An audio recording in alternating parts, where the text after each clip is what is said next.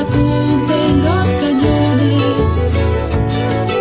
Somos guardianes del sol. Somos águilas, somos gorriones. Son de roca nuestros corazones. Y aunque duele el alma de verdad, seguiremos soñando caminos. Hemos construido un ideal con sueños despiertos y encendidos, con trajes muy negros coloridos.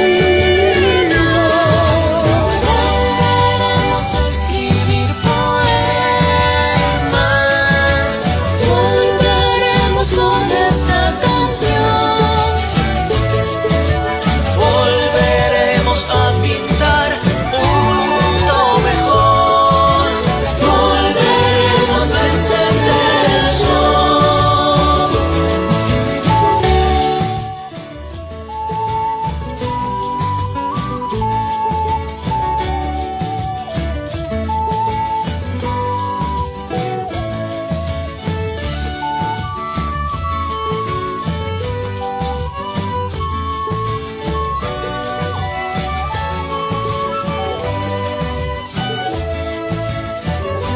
Volveremos a escribir poemas.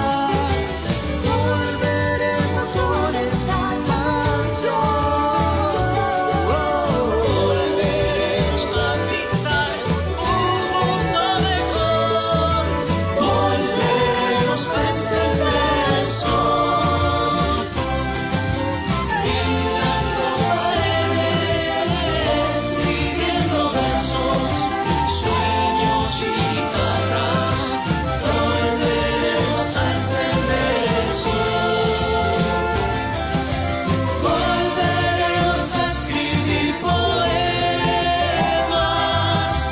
Volveremos con esta canción, esta canción. Volveremos a pintar un mundo mejor. Volveremos a encender el sol. Volveremos a encender el sol. A encender el sol. Volveremos a encender el sol. Volveremos a encender el sol.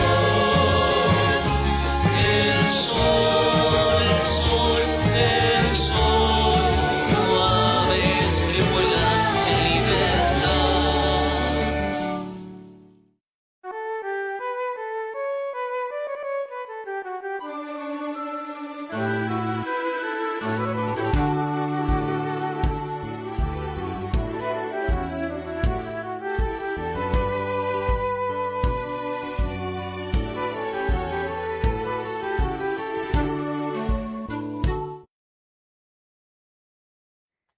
Empezamos.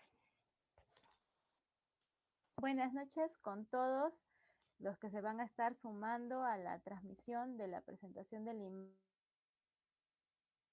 Imagine número 70.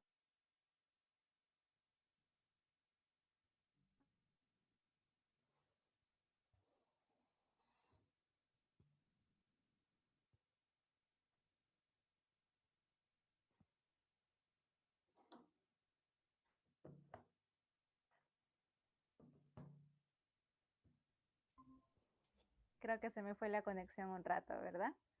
Sí. Bueno, les comentaba que como en un inicio hacíamos las tertulias sobre los integrantes en blanco, de ahí decidimos expandirlo un poco más, reuniendo a diferentes escritores. Nos reuníamos pues antes de la pandemia en la casa de Nicolás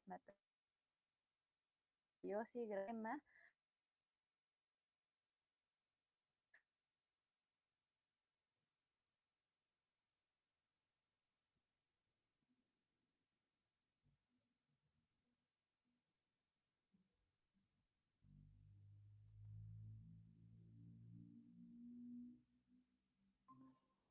Se está aperturando un poco más el Imagine.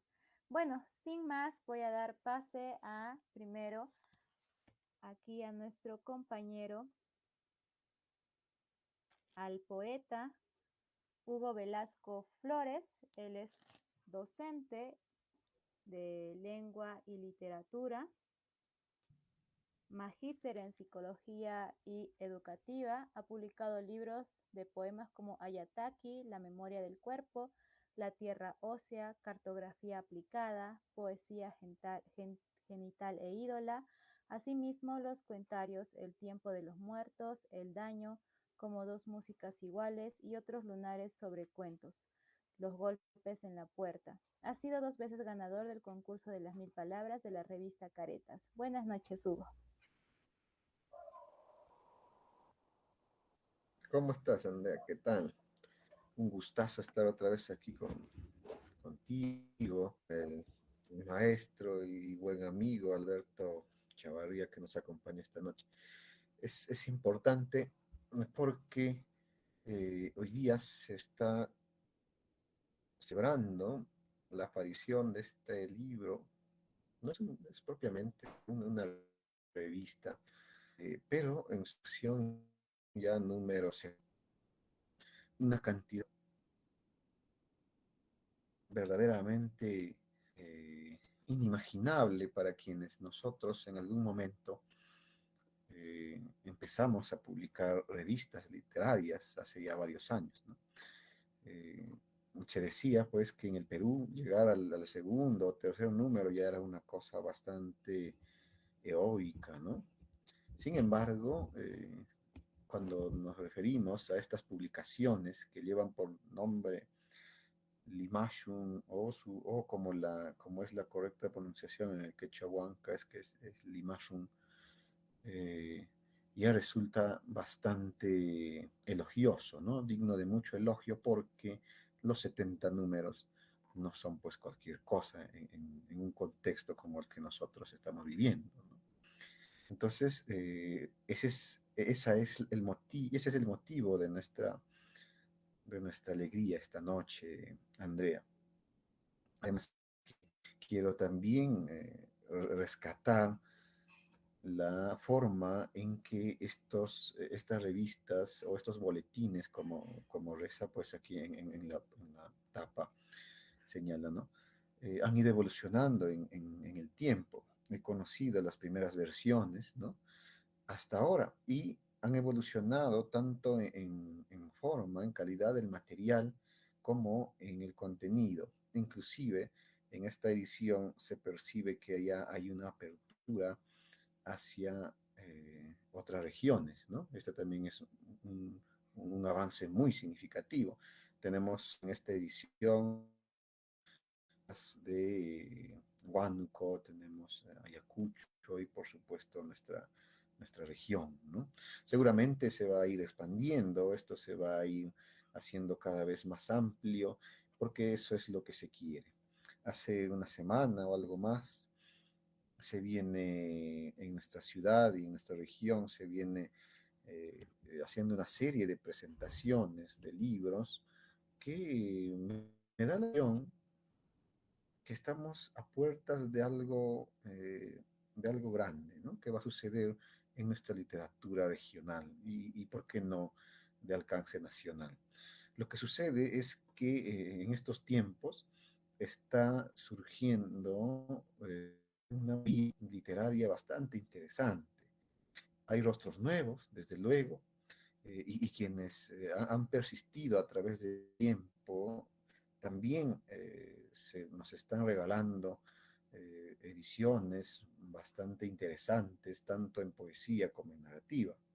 Tú sabes bien, así como el maestro Alberto Chavarría, que en estos días se está presentando, por ejemplo, esta revista o este libro, esta muestra de narrativa regional, que es Cauce Abierto, por ejemplo, ¿no? Y varios de los autores que están ahí, incluidos en esta muestra, se encuentran también aquí en este boletín, en el número 70. Ha sido una grata sorpresa, porque eso me confirma lo que vengo diciendo, ¿no? Que los escritores aquí en la región Junín se van consolidando ya como referentes de una movida, pues, en estos tiempos, ¿no? en narrativa o en poesía. Asimismo, ninguno de los que están aquí, excepto uno o dos, me parece, ya se deberá quizá a mi desconocimiento, los demás son ya bastante conocidos en el medio literario, ¿no? Por lo tanto, la calidad de sus textos también se refleja, se sabe, se nota, se evidencia que han ido mejorando siempre, ¿no? Entonces, eso en primer lugar. Limashun o Limashun, como le dicen otros, será pues un escenario en que, como lo decía y como lo ha afirmado varias veces su director, que es mi amigo Rodrigo, es un escenario donde solamente interesa la creatividad literaria, ¿no? Más allá de cualquier eh, orientación ideológica o estética, etcétera, la creación literaria tal cual, siempre y cuando sus autores se hagan pues responsables de lo que están escribiendo, ¿no? Porque, valga la aclaración, en estos boletines son los autores quienes son responsables de lo que publican aquí. Además, me gusta este tipo de boletines porque contiene diversidad de géneros literarios, ¿no? En esta ocasión, por ejemplo, tenemos narrativa, tenemos poesía y hay algunos textos también un poco extraños, ¿no? Pero que se han catalogado dentro de lo que es narrativa, ¿no? Por ejemplo, o poesía también. Es así que este número 70 de Imagine nos, nos sorprende, no solo por su calidad, sino por su contenido.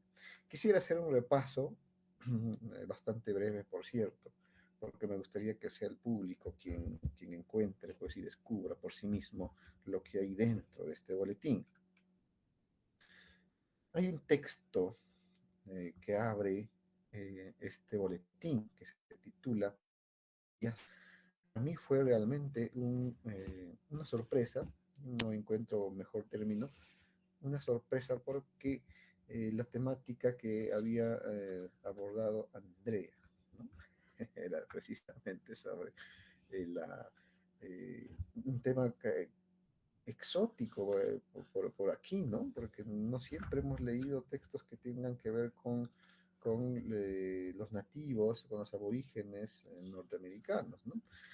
Además que esto se muestra como un avance, me parece, supongo, como un avance de una novela, ¿no? Porque aquí, eh, en las veintitantas páginas que tiene este texto, en que nos habla del gran Buffalo Bill, etcétera, y de un personaje que se llama Torbellino Negro, que me parece muy interesante, eh, queda inconclusa o prometiendo una continuación. Entonces, eh, me ha llamado mucho la atención esto, me gustaría de todas formas tener la versión completa, ¿no? Tarde o temprano.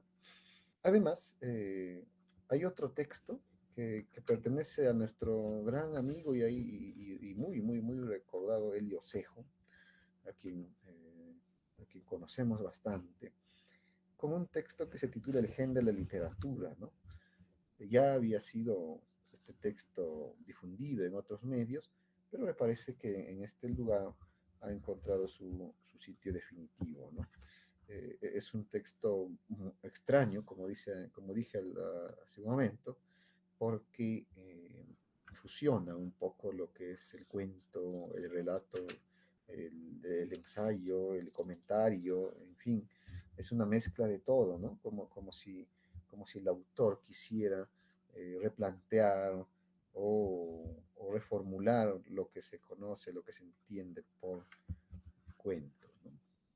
Él mismo lo ha señalado varias veces, ha dicho que es un cuento.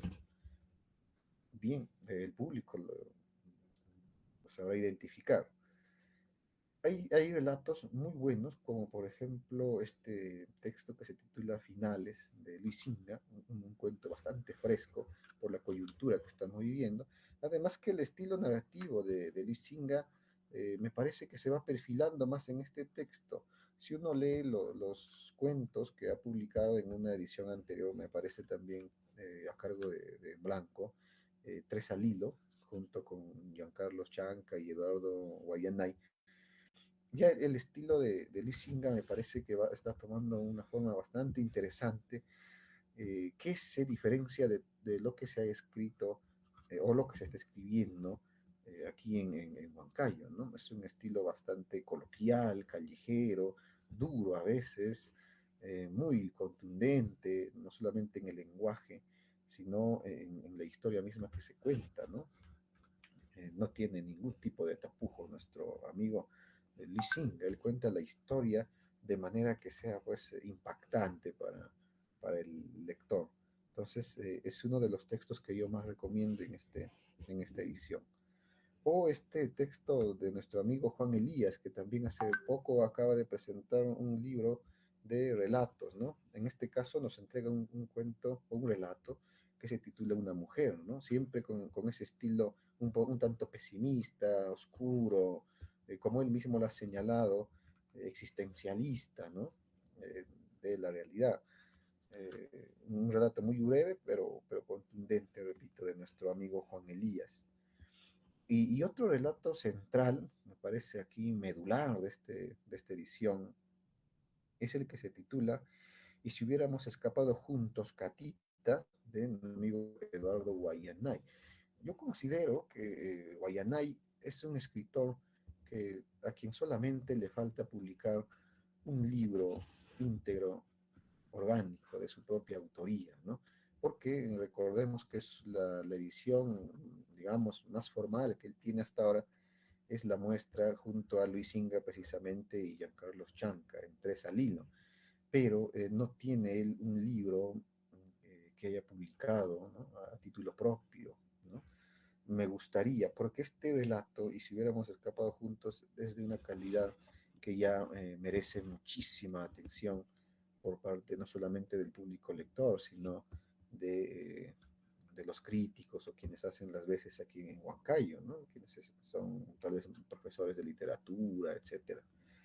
Eh, un texto bien logrado es el de Eduardo Guayanay, y si hubiéramos escapado juntos, Catita se titula. No de menor calidad o alcance es el cuento de Eddie Catalina en El Peregrino de la Noche, ¿no?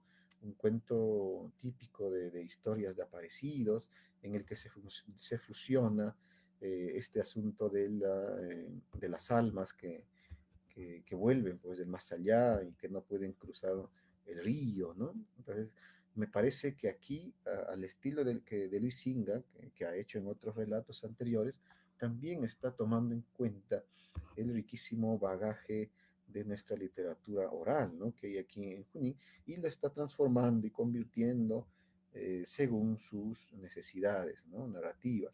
Entonces me parece también un cuento bastante llamativo, ¿no? Interesante.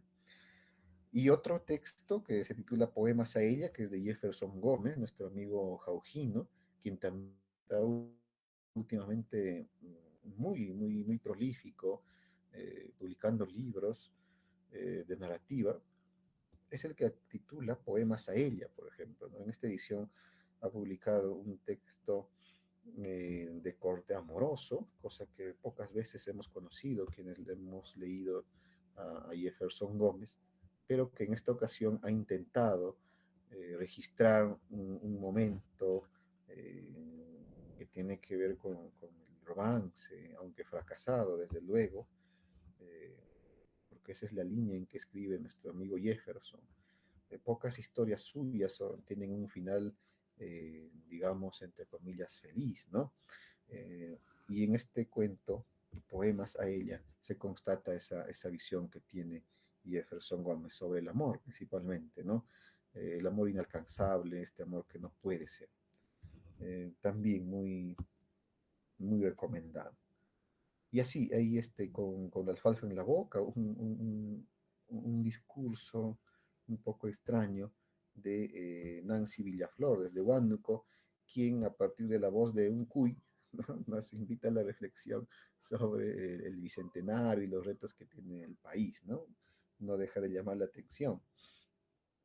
O la chica de la torta de lúcuma, o el presidente, en este caso de Junio Núñez, ¿no? La chica de la torta de lúcuma es de Junio Núñez, también de Ayacucho. Pero el relato que me parece más resaltante de él aquí es el presidente. Bien, esto para hablar solamente de la narrativa que se muestra en esta edición. ¿Hay un camino que se está forjando? Claro que sí. Hace varios años esto, repito, no hubiera sido posible porque por múltiples motivos la narrativa había sido un género un tanto soslayado por los jóvenes, quienes preferían expresarse a través de la poesía, ¿no? Eh, Estadísticamente, pues, había más poetas que narradores. La narrativa era un terreno muy difícil, ¿no? De difícil acceso para muchos. Eh, si contáramos las revistas poéticas que se publicaban en aquel entonces, me estoy refiriendo hace solamente 10 años atrás, eh, eran mayor, ¿no? En número a las de narrativa. Me parece que inclusive no se registra una revista enteramente narrativa aquí en el Valle, a menos que haya escapado pues a mi conocimiento, ¿no? Pero la mayoría preponderaba la poesía y la narrativa se trataba, repito, de manera un tanto adicional solamente, ¿no? Sin embargo, los poetas de esos años también han quedado pues aquí en nuestra región, no en la cantidad, desde luego, en que surgieron, porque la poesía, muchos lo han dicho por ahí, se, se constata, se reafirma precisamente con los años, ¿no? Yo me acuerdo que en aquel entonces, y Rodrigo es testigo de esto también, siempre decíamos, no hay tantos poetas aquí en Huancayo, en la región, vamos a ver quiénes quedan, ¿no? Era una especie de apuesta, ¿no? Y hoy día, después ya de por lo menos 2 décadas, vemos pues quiénes están quedando. Y uno de ellos es precisamente Rodrigo, pues, ¿no? Que Rodrigo Salvador, que en esta edición no nos ha dejado sin el placer de leer sus versos. Lo suyo siempre es el verso fuerte, el poema poderoso, optimista, que le canta a la naturaleza, a la vida. Esa es su línea. Varias veces hemos conversado con él sobre estos asuntos y mientras yo, así como la mayoría de otros poetas, habíamos sido bautizados por Nicolás Matayoshi como poetas tanáticos, me recuerdo todavía en una presentación eh, que le cantábamos a la muerte, a la destrucción, a la desolación, etcétera. Estaba la contraparte, quienes eran, por ejemplo, Rodrigo Salvador, que, le, eh, que eran más optimistas, ¿no? Que orientaban la mirada poética hacia los valores de nuestro mundo andino, ¿no? Y esto se ha reflejado pues en todo este movimiento que él a punta de esfuerzo y de terquedad ha ido forjando y que es precisamente pues este tipo de publicaciones, ¿no? Entonces, en esta, en esta ocasión, Rodrigo nos ha presentado varios poemas, repito, en los que nos hace ver ese tono. Por ejemplo, está Si eres hombre, de la tierra te levantas, se titula este poema, ¿no? Bueno, el título es bastante evidente, ¿no? O sea, es muy optimista. O el otro que se titula Te pareces tanto a mi corazón de barro, entre otros. Hay una poeta que últimamente ha estado teniendo bastante presencia y brillo en nuestro ambiente literario, lírico, aquí en la región. Me estoy refiriendo al caso de Emilia, ¿no? Que se hace llamar Kaduragni Puririnay, ¿no? Ella también ha colaborado en esta edición, después de haber publicado La hija, ¿no? Ese poemario que tiene mucho de, de potencial, ¿no? Ya lo han dicho y lo seguirán diciendo seguramente quienes lean ese libro. Pero aquí nos ha dejado 2 poemas como muestra de lo que ella ha venido trabajando en este tiempo. Y curiosamente estos poemas la dibujan a ella, dibujan su estilo y dibujan su temática. Por ejemplo, el primer poema, Voces Lejanas, que tiene un tono más bien bucólico, andino, eh, campestre, ¿no? Eh, Porque esa es la beta también a partir de la que ella construye su mundo, su universo poético. Pero está también el lado erótico con el que ella había iniciado hace ya varios años su trajinar lírico. Hay un poema que se titula, por ejemplo, Delirio lascivo, bastante firme, es un poema muy bien logrado que pues nos recuerda a esa Karurajmi Puririnay de aquellos años en que no tenía pues tapujos para decirnos las cosas referidas a lo sensual, ¿no? Y a lo erótico. Entonces me parece un gran aporte que ella haya aparecido en esta edición. Enseguida viene Álvaro Estrella, ¿no? Un poeta de Cerro de Pasco que también en su momento sorprendió a críticos y a lectores y a poetas del ambiente por la forma en que él asumía el discurso poético desde la mirada de un joven de este siglo, ¿no? Muy ligado a la tecnología y a los descubrimientos y avances científicos. Y en esta ocasión él escribe un texto que se titula Algunas consideraciones para escribir un poema. Aquí él explica en forma de poema precisamente una especie de, de arte poética, de instrucciones para quien quiere escribir poemas, ¿no? Como si nuestro amigo Albert Estrella, o el hablante lírico que está escribiendo esto, eh, tuviera ya el vasto conocimiento y la vasta experiencia para iluminar a quienes están empezando en este camino de la poesía, ¿no? Un texto muy reflexivo también, no deja de ser interesante. Tenemos poemas también de Danae Suaznavar, ¿no? Por ejemplo, Estoy muerta, Él era un amor pasajero, son poemas de carácter también dolido, amoroso, ¿no? También tenemos la poesía de Eduardo Cabel, ¿no? Quien ya tiene un buen número de poemarios también en su haber y que en esta ocasión se ha hecho presente. Lo mismo que Hamilton, ¿no? Con Pronta Despedida y Amnesia, y el poeta y narrador Francois o François Villanueva, ¿no? Desde Ayacucho, desde el Brain, ¿no? Con los dos poemas titulados El Amanecer o Lo que dicen las raíces. Shelley Cabrera, por ejemplo, de Ayacucho también, ¿no? Se hace presente, abriéndose camino también en la poesía, o Cristina Villaflor y Ninosca Guzmán desde Huánuco, con poemas también de carácter, pues, amoroso y existencialista, ¿no? En resumidas cuentas, es esto lo que trae este boletín bastante nutrido, en donde dialogan poetas, narradores y gente que está interesada en la literatura, gente que está produciendo actualmente literatura, ¿no? Y está evolucionando, está buscando su estilo y pretenden hacerse de un espacio en el ambiente literario, no solamente regional, sino nacional. Pues bien, es un gusto nuevamente, André, haber estado aquí contigo, con los amigos de En Blanco, con el maestro Alberto Echevarría, para celebrar, pues repito, el número 70 de este boletín. Yo sigo sorprendido, permíteme que te lo diga, porque 70 números para mí es un número monstruoso, ¿no? Bastante alto. Bueno, felicitaciones por esta nueva edición y gracias por la invitación esta noche, Andrea. Gracias. Muchas gracias, Hugo, por tus palabras, por tus comentarios. Nosotros muy atentos, el público también, aquí a los comentarios del poeta Hugo Velasco. Vamos a continuar con la presentación del Imashun, ahora presentando al profesor Alberto Chavarría Muñoz. ¿Está ahí, profesor?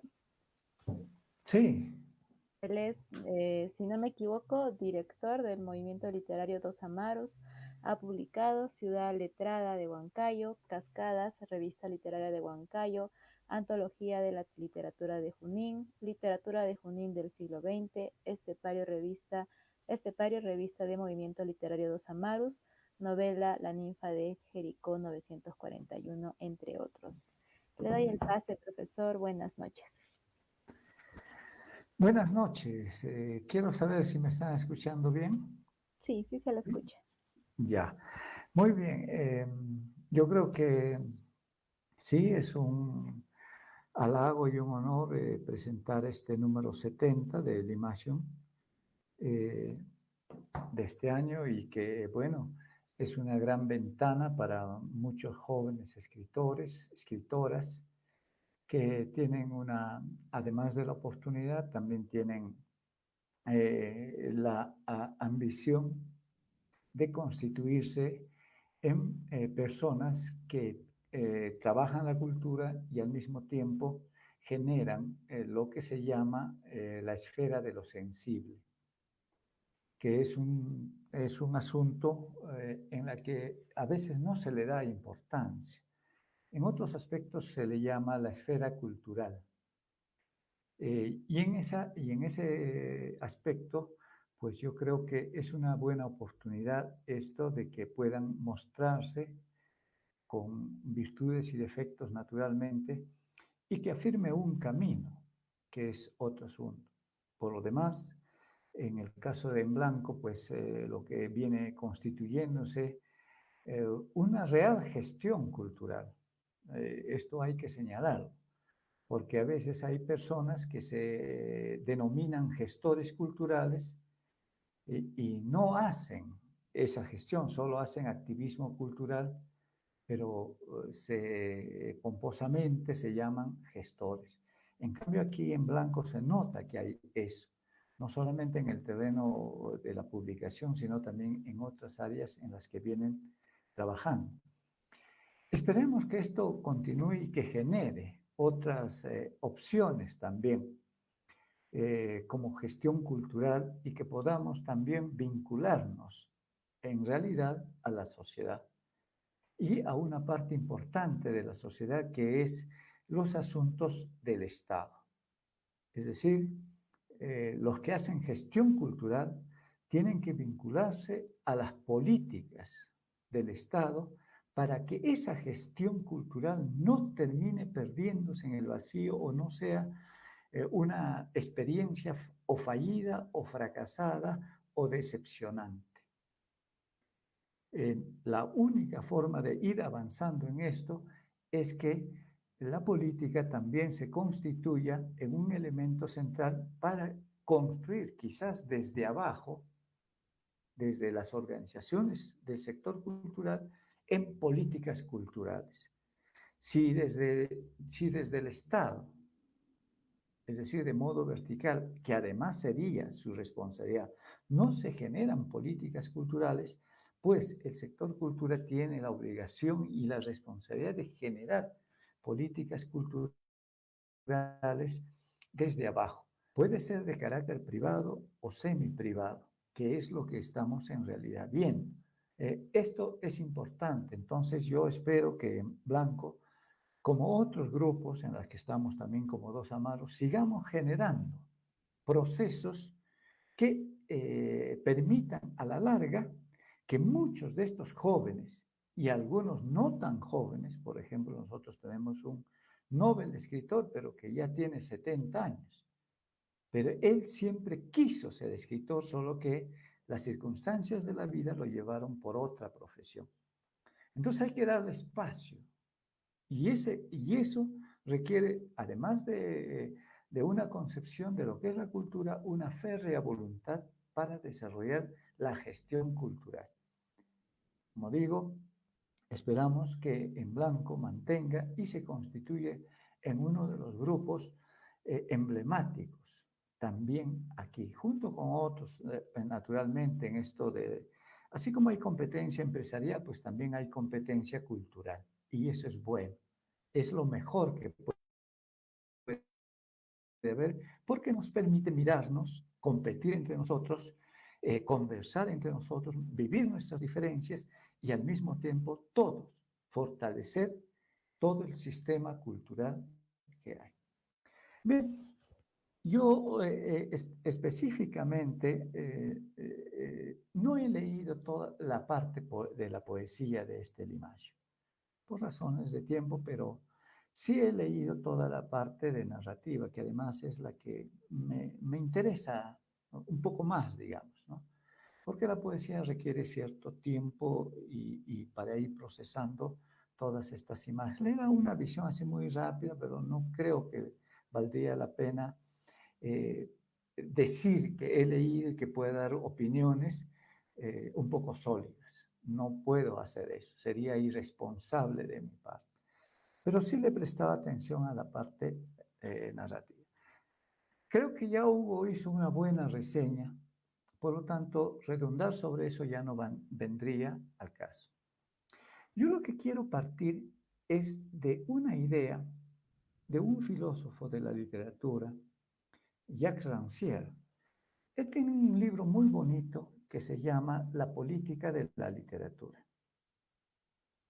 Y bueno, hay que desarrollar estas ideas ya en concreto con el mar. Entonces, él señala, por ejemplo, entre otras cosas, que cuando se habla de la política de la literatura, no es que se está hablando de los autores haciendo política, de sus opciones políticas, no, sino de la literatura que hace política en tanto literatura. Uno puede decir, oye, ¿cómo la literatura va a hacer política? Sí va a hacer, por una sola razón, porque la literatura, en principio, es un discurso. Y como tal discurso, arrastra, trae un conjunto de ideas. El mundo en general es una batalla de ideas. El humano se ha construido como eso, como una batalla de ideas de diferentes puntos de vista. Por lo tanto, la literatura, al ser un discurso, una forma de presentar las cosas, no deja de entrar en esta batalla. Pero al entrar en la batalla intelectual de las ideas, lo que va a hacer es, dentro de ese mundo, va a hacer política. Entonces, se define, ¿no? Dentro de este entendimiento, ¿qué cosa es la política? La política es una forma específica de práctica colectiva. Y, por ejemplo, cuando conversamos, nos reunimos escritores, poetas, intelectuales, filósofos, lo que sea, a conversar nada más, lo que estamos haciendo es, en el fondo, un debate político. Solo que no tiene la característica, pues, de un parlamento donde hay todo un asunto muy, muy claro. Pero, ¿qué cosa implica este debate político conversando sobre literatura, sobre estética, sobre personajes o sobre metáforas? ¿Qué quiere decir? Que hay un juego de intereses y juegos de poderes, que es una práctica colectiva. Y en cualquier práctica colectiva, en cualquier práctica, eso tiene que quedar claro, se desarrolla una actividad política. ¿Ya? Este asunto es lo que está en juego. Cuando uno, por ejemplo, en esta revista, Limacio, presentan una variedad de textos, pues dice, ¿cuál era el mejor texto? Al hacer esa pregunta, es una de las preguntas, no es toda, es una de las preguntas, ¿qué estás haciendo? Estás hegemonizando a uno y estás subalternizando al resto. Es como cuando te dices, ¿no? Este escritor me parece mejor que este otro. ¿Qué estás haciendo? Estás haciendo el juego del poder. Estás hegemonizando a uno y estás subalternizando al otro. Ese aspecto, esa es la práctica política dentro de la literatura. Entonces uno puede hacer una pregunta. Otra puede ser, ¿cuál de estos cuentos o poesías o poemas me ha gustado más? Entonces uno dice, oye, pero el gusto es subjetivo, sí, pero esa subjetividad, ese gusto subjetivo, si usamos los conceptos, la teoría de Galvano de la Volpe, no es arbitrario. Ese gusto obedece, en algunos casos, a una formación social, concreta, cultural, o a otros, a la apropiación de un concepto de estética de qué cosa es bello y qué cosa no es bello. Al ponerlo en práctica, cuando dices me gusta, lo que estás haciendo es igual. Estás poniendo, es como si escogieras entre dos candidatos. Me gusta este candidato y no me gusta este candidato. Estás poniendo en esta relación. Ese es el asunto de la política. Ahora bien, ¿qué es la literatura desde esta perspectiva? Es la práctica definida del arte de escribir. Pero esa práctica definida del arte de escribir es un discurso también. Y como todo discurso, pues detrás de ese discurso hay un interés, hay un conjunto de valores, es decir, y hay una perspectiva hacia futuro. ¿Ya? Entonces, ¿qué quiere decir esto en términos muy sencillos? Si uno lee una novela, digamos, pongamos por ejemplo, a alguien le gusta bastante las novelas norteamericanas, europeas, y dice, mira lo que escriben en Huancayo o en las provincias, eso es, pues, no hay profesionalismo, ¿no? Yo quisiera encontrar a una escritora, a un poeta que escriba, no sé, pues como Philip Roth, como Shakespeare o como Frost, un gran poeta, ¿no? Cosas así. ¿Qué es lo que estás haciendo? Lo que estás haciendo es mostrar. Estás mostrando a través de ese discurso tu idea.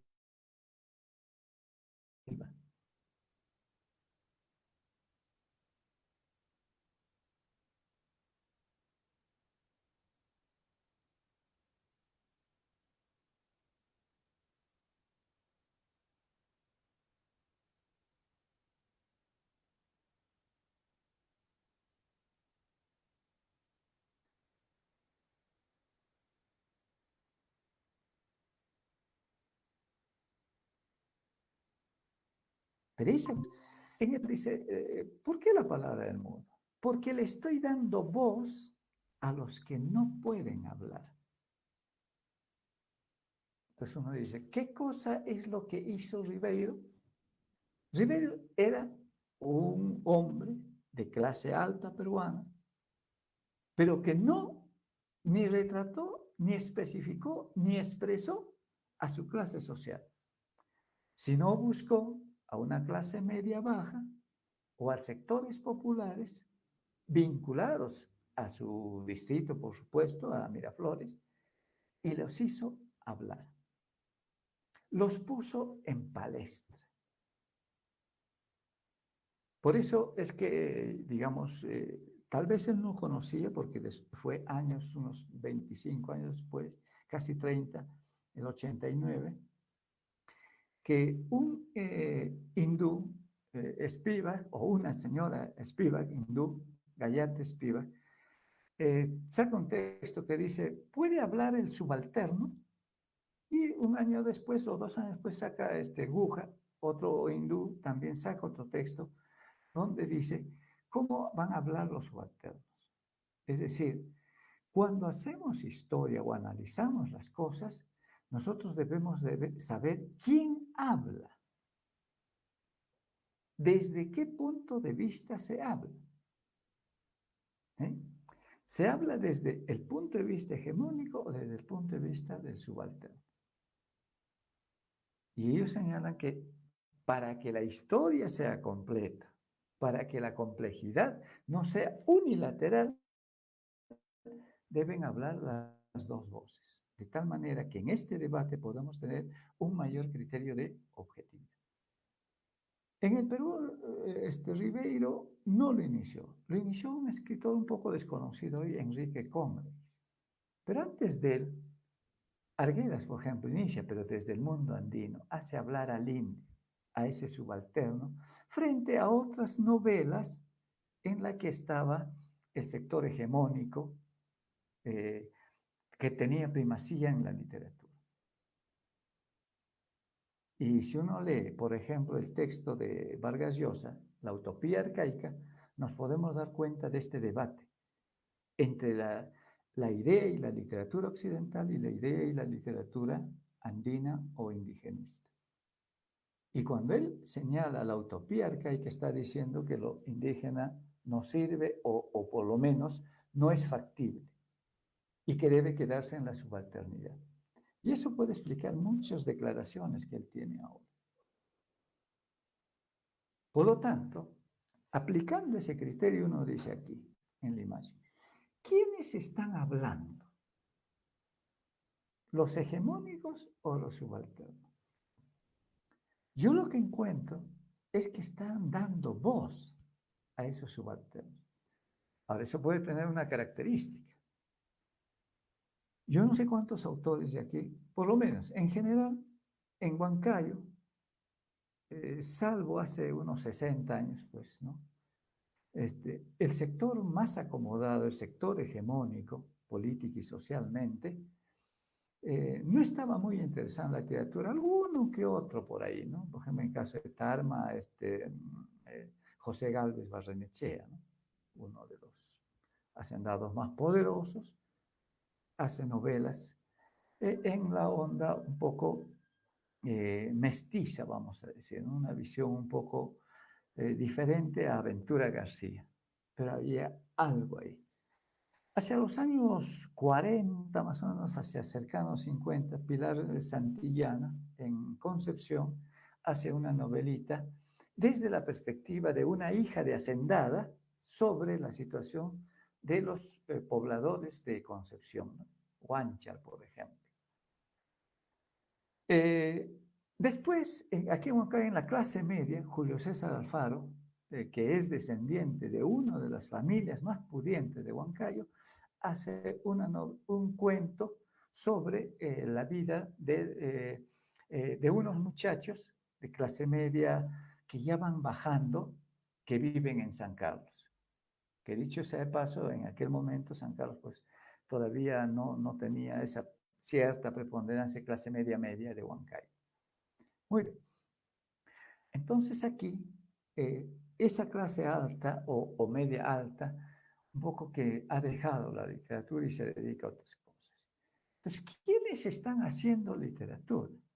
Las personas que van saliendo desde abajo y se van constituyendo primero en una clase media, baja, que luego probablemente sigan ascendiendo, si es que, bueno, digamos en términos sociales y económicos, hacen las cosas bien.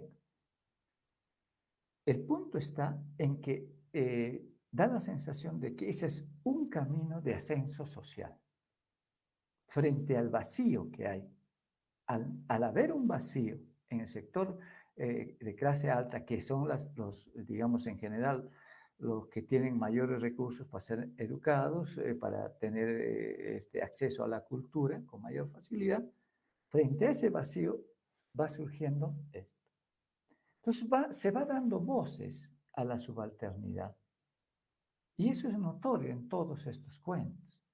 Por eso están vinculados a cabarets, a cuestiones de, bueno, no tanto de parecer, sino esto un poco tipo Colchado con Rosa Cuchillo. Y aquí igual, ¿no? En el texto de Andrea, el que va hablando es el indio, ¿no? Va haciendo un contrapunto. Y luego los otros textos también. Como que van irrumpiendo. Entonces el discurso viene de abajo. La pregunta que puede formularse aquí es, ¿están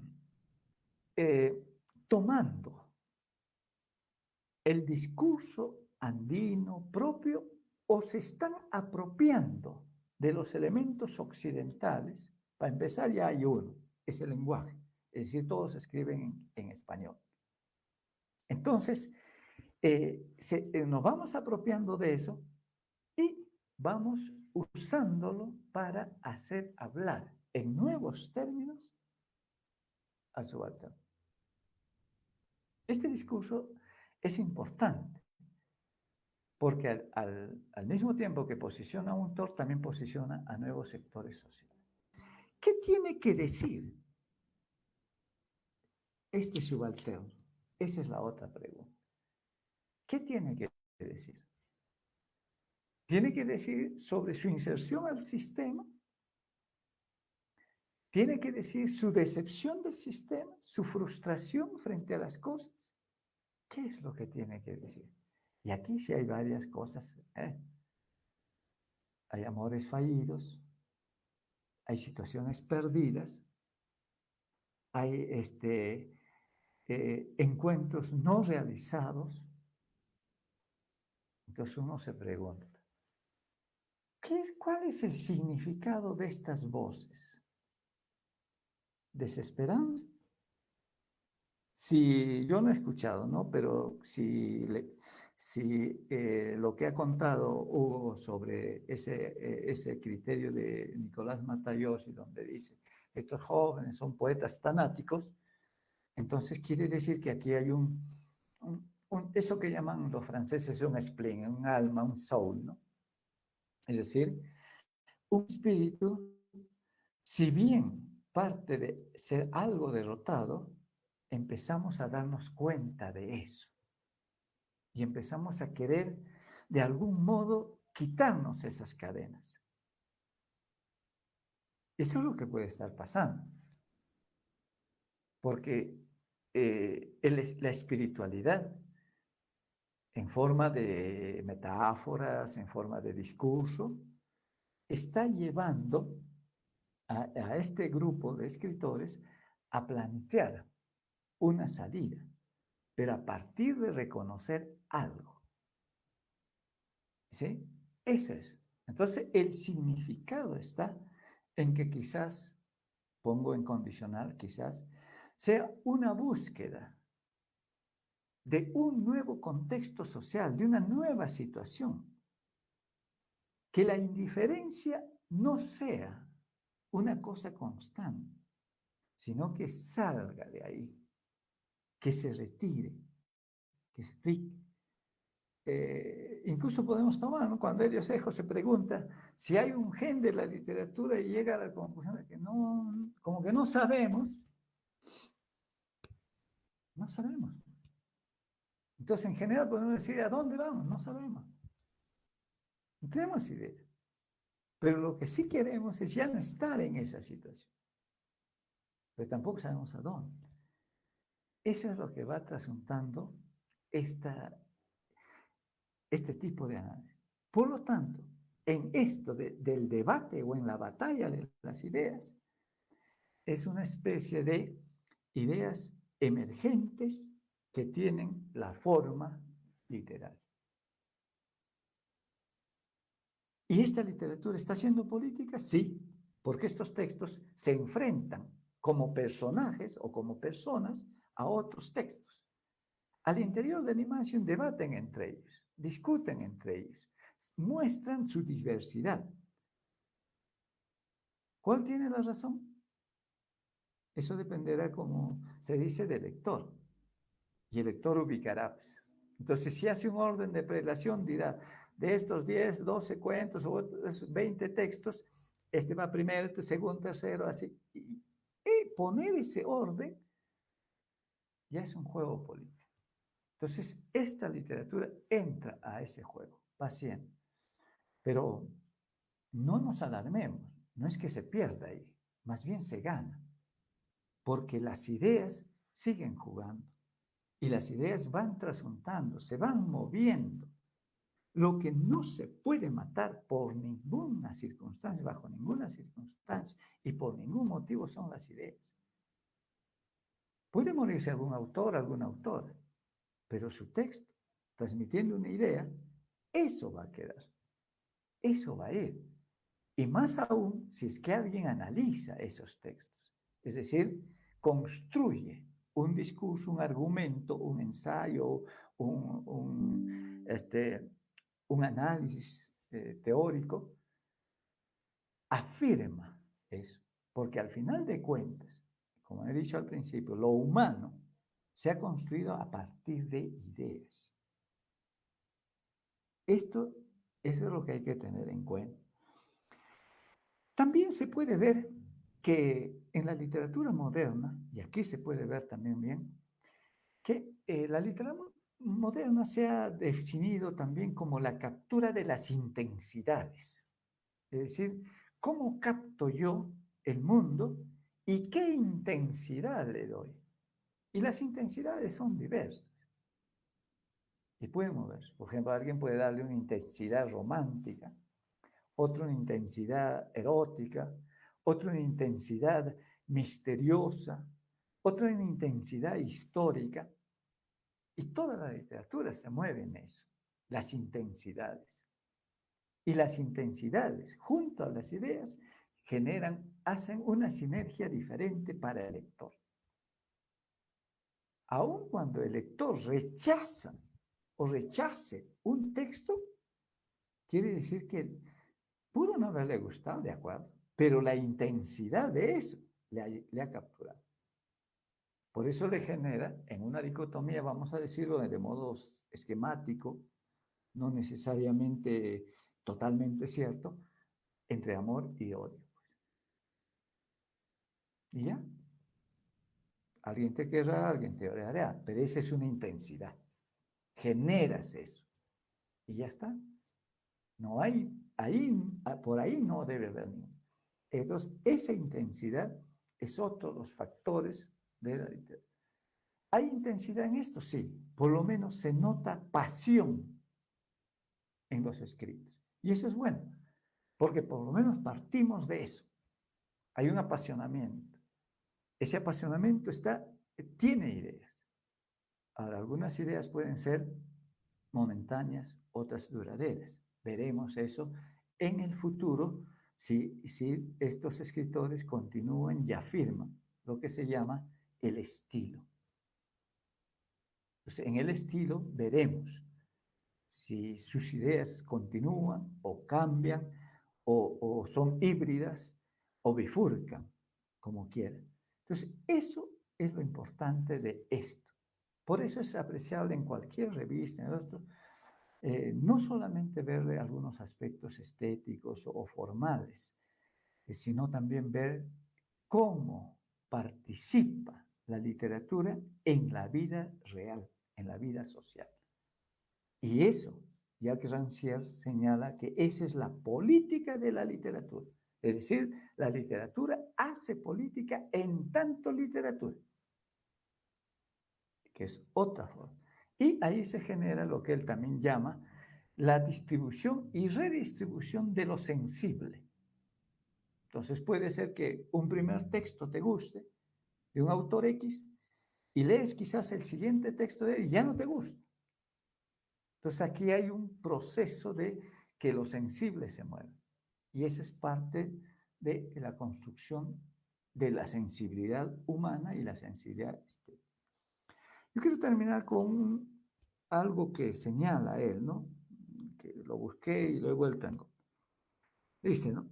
La literatura se ha vuelto una potente máquina de autointerpretación y de repoetización de la vida, capaz de convertir todos los desechos de la vida ordinaria en cuerpos poéticos y en signos de historia.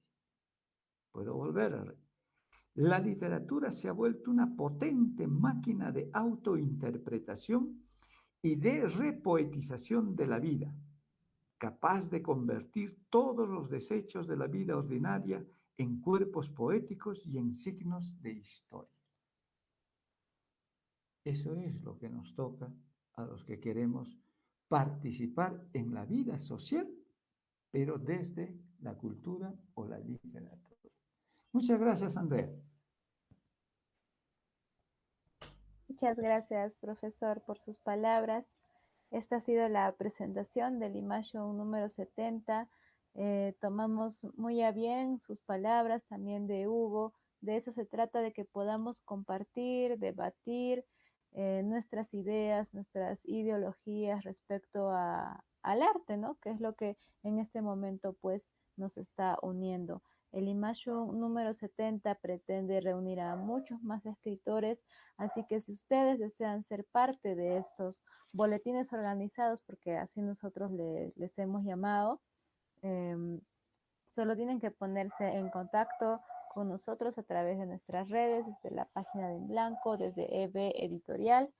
Y pues bueno, todos los autores que están en este ejemplar pues van a tener pues sus propios limashon, así que los autores que todavía no tienen el ejemplar también pueden escribirnos.